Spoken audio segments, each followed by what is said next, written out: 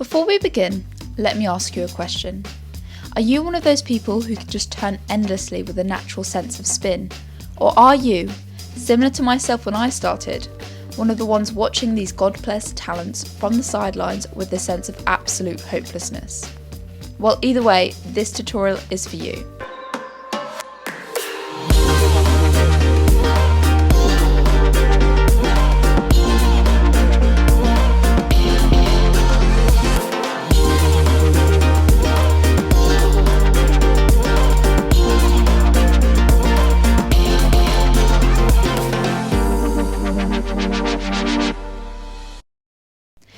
Today I'm going to guide you through some steps which could be key to you unlocking your secret talent of turning.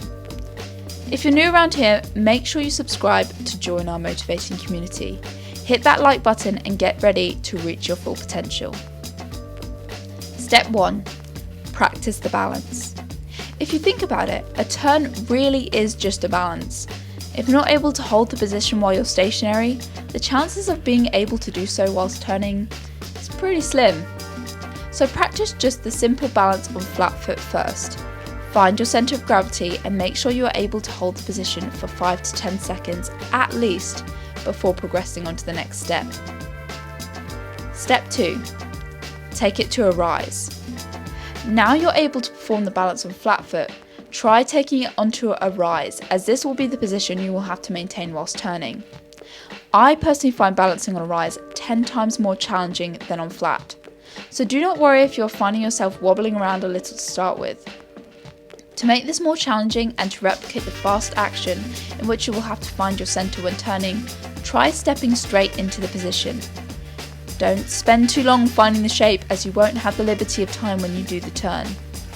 This will train your body to quickly find the shape on a rise, similar to how quickly it must hit the position in the turn.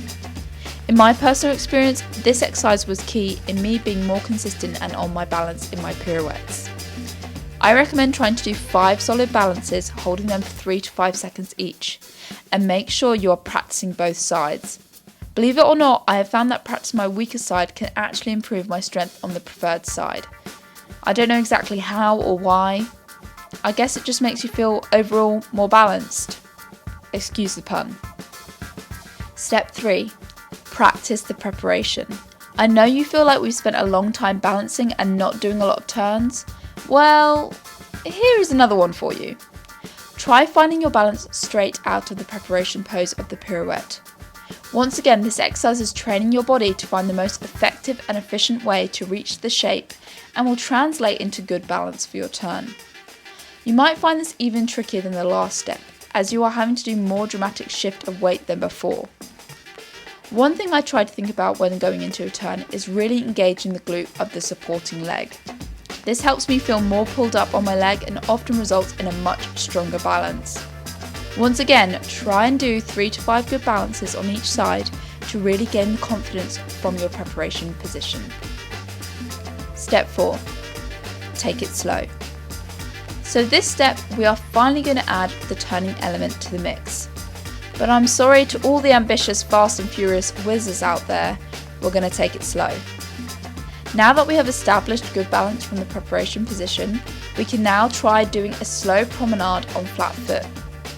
Really think about leading with your heel when turning underdon, as this will be the leading force when attempting to do multiple pirouettes.